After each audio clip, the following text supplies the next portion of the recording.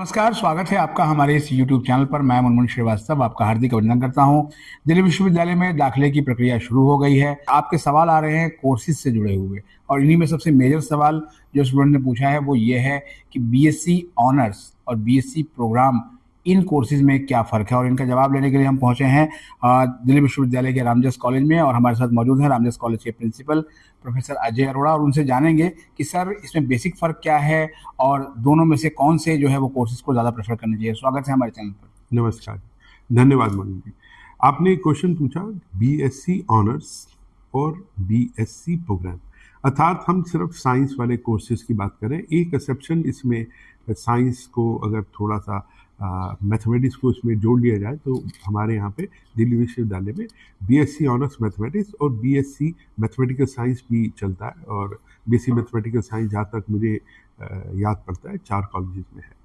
तो ये जो अभी हम डिस्कशन करेंगे वो इस तरह के कोर्सेज में होगी। फॉर एग्जांपल हम एग्जांपल लेते हैं कि मैं बीएससी ऑनर्स ज़ूलॉजी ऑप्ट करूं या बीएससी लाइफ साइंस करूं। Parallel example BSc physics honours versus BSc physical science हो सकता है, BSc honours electronics versus BSc physical science electronics, बहुत सारे इस तरह के कम्बिनेशन है। तो अगर मैं बीएससी ऑनर्स कर रहा हूँ तो, और ये जो हम डिस्कशन थोड़ी सी जो करेंगे वो एक्चुअली में एनईपी यूजीसीएफ 2022 के तहत करेंगे। अर्थात ये सिर्फ एप्लीकेबल होगा हमारे जो एनईपी के अंदर जो प्रोग्राम्स आए हैं उनके तहत। देखिए, बीएससी ऑनर्स दिल्ली विश्वविद्यालय एक ऐसा, जहाँ तक मुझे लगता है, सेंट्रल यूनिवर्सिटी है थ्रू आउट द कंट्री जो 3 साल में ऑनर्स दे रही है।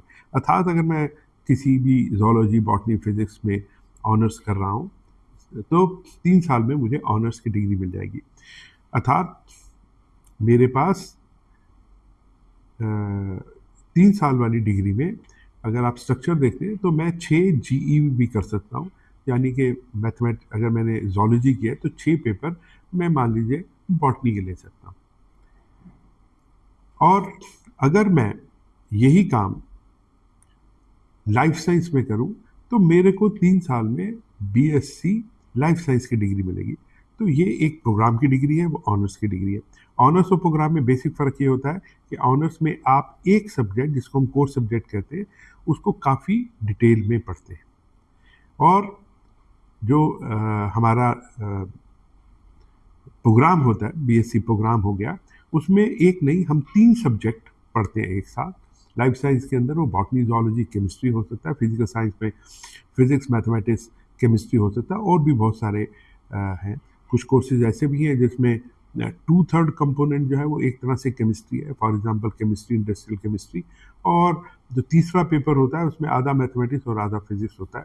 तो बहुत सारे कम्बिनेशन है जो दिल्ली विश्वविद्यालय की वेबसाइट पे अवेलेबल है। यानी कि जब अगर आप प्रोग्राम करेंगे तो 3 साल में आप 3 सब्जेक्ट फिजिक्स, केमिस्ट्री, मैथमेटिक्स पढ़ेंगे, और उधर आप पूरी ऑनर्स एक कोर पेपर पढ़ेंगे। और एडवांटेज ये है कि अगर आप एनईपी में 4 साल में जाते हैं तो आप फिजिक्स ऑनर्स विद रिसर्च की डिग्री पा सकते हैं। वेयर एज आप 3 साल वाले जब कोर्स करते हैं तो आपको 3 सब्जेक्ट की डिग्री मिलती है। मतलब उस डिग्री में 3 कंपोनेंट होते हैं। और अगर आप 4th ईयर में जाएंगे तो उनमें से 3 में से एक सब्जेक्ट को आप मेजर बना सकते हैं। तो आप एलिजिबल हो जाते हैं मेजर से in physics along with minor in chemistry और इन मैथमेटिक्स। कोई भी आप इस तरह की कम्बिनेशन ले सकते हैं। तो बेसिकली ये आपकी अपनी चॉइस है कि आप एक पर्टिकुलर सब्जेक्ट में बहुत ज़्यादा कंसंट्रेट करना चाहते हैं तो आप ऑनर्स करिए, और उसके साथ में भी आपके पास पॉसिबिलिटी रहती है कि आप एक माइनर भी कर सकते हैं। उसका रूट होता है थ्रू जनरल इलेक्टिव। और अगर आप फिजिकल साइंस करेंगे तो आप 3 साल में 3 सब्जेक्ट में या 3 डिसिप्लिन में आप क्रेडिट अर्न कर सकते हैं। लेकिन अगर आप उनमें से ऑनर्स चाहते हैं तो 4थे साल में जाके आप एक पर्टिकुलर उन 3 में से सब्जेक्ट को चूज़ करके उसमें आप ऑनर्स ले सकते हैं। वहाँ पे 3 साल की ऑनर्स है और ऑनर्स विद रिसर्च चौथे साल में, और यहाँ पे एक तरह से 3 साल में आपको 3 डिसिप्लिन में फिज़िकल साइंस प्रोग्राम मिलेगा या लाइफ साइंस प्रोग्राम मिलेगा, और 4th ईयर में आप इन तीनों में से एक सब्जेक्ट में मेजर कर सकते हैं और कन्वर्ट कर सकते हैं। ये यानी बेसिक सर जो है डिफरेंस। वो जो बीएससी ऑनर्स वाले हैं हाँ जी। उनको एडवांटेज ज़्यादा है। देखिए, हर एडवांटेज और डिसएडवांटेज कुछ नहीं होता, ये मेरी अपनी चॉइस है या मेरी अपनी इंटरेस्ट है। अगर मैं चाह रहा हूँ कि मैं टीजीटी साइंस पढूँ, तो यानी कि जब टीजीटी साइंस पढ़ाते हैं वो बायोलॉजी भी पढ़ाता है, फिजिक्स भी पढ़ाता है, केमिस्ट्री भी पढ़ाता है। तो फिजिकल साइंस या लाइफ साइंस बड़ा अच्छा है उनके लिए। लेकिन अगर मैं ऑनर्स पढ़ूंगा तो मेरे पास बेसिकली एक सब्जेक्ट ही की परफॉर्मेंस जो है, या एक ही सब्जेक्ट में मेरे को ज़्यादा एजुकेशन, ये तो डिपेंड करता है कि आप का इंटरेस्ट एक सब्जेक्ट में, एक से ज़्यादा सब्जेक्ट में है। ऑनर्स में भी आप 2 सब्जेक्ट को कर सकते हैं, एक को मेजर एक को माइनर।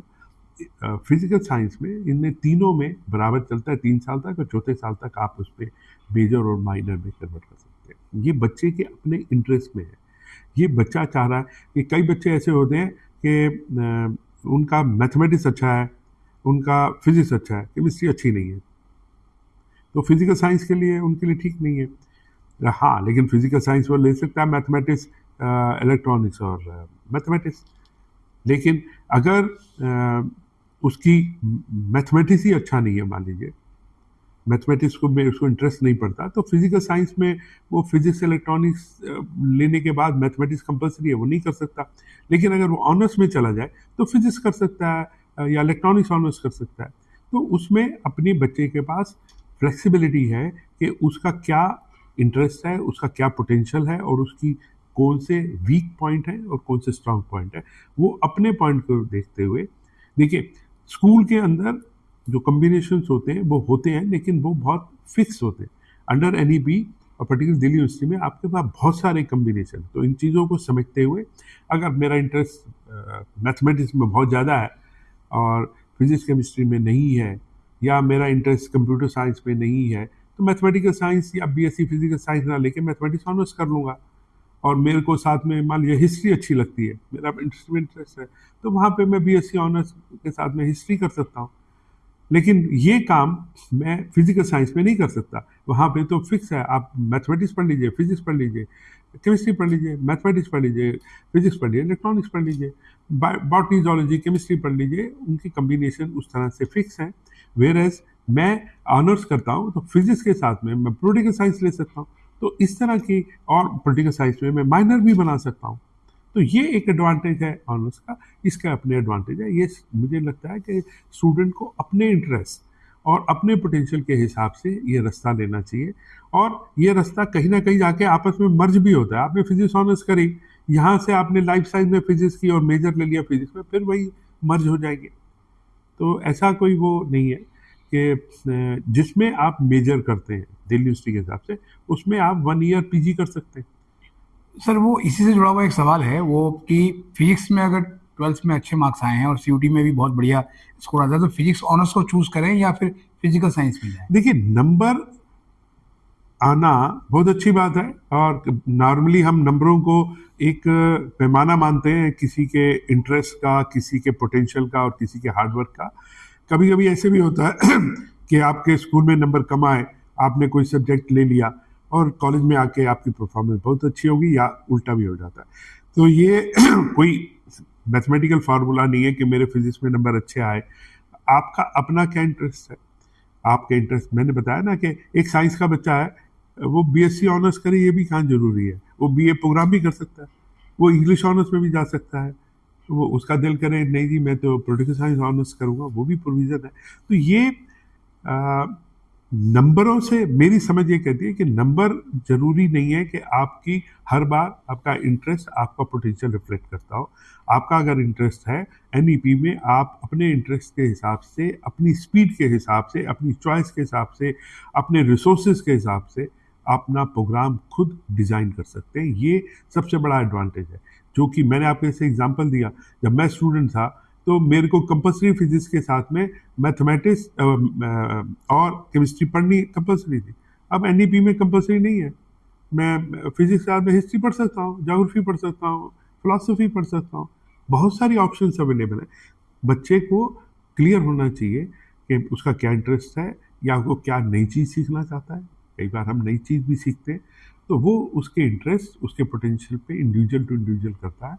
आप ये मत देखिए कि मेरे फिजिक्स में नंबर हैं, कई बार उसका इंटरेस्ट नहीं होता, नंबर आ गए। तो I think I leave it to the wisdom of the individual कि वो क्या लेते हैं। लेकिन हाँ, एनईपी में पर्टिकुलरली आपके पास इतना फ्लेक्सिबिलिटी है कि आप अच्छा किसी भी दो रास्तों से जाके फिर भी आप एक रास्ते पे पहुंच सकते हैं। जैसे कि बताया फिजिक्स ऑनर्स लाइव ये प्रोग्राम विद फिजिक्स मेजर कर लिया मैंने 4th ईयर में जाके, तो वर्चुअली वहीं मर्ज हो जाते हैं। ऐसा भी है। तो कई बार दो रूट अलग अलग लेने के बाद भी एक जगह आप पहुंच सकते हैं। तो पहले एनईपी के स्ट्रक्चर को आप समझिए, बहुत फ्लेक्सिबिलिटी है, बहुत ज़्यादा एडवांटेजेस है, it is totally student friendly. बहुत बहुत धन्यवाद सर, इतने आसान शब्दों में बीएससी ऑनर्स और बीएससी प्रोग्राम का फ़र्क समझाने और साथ में ये भी सलाह देने के लिए कि अपनी अभिरुचि को पहचान के ही अपना कोर्स चुनें। बहुत बहुत धन्यवाद सर। धन्यवाद।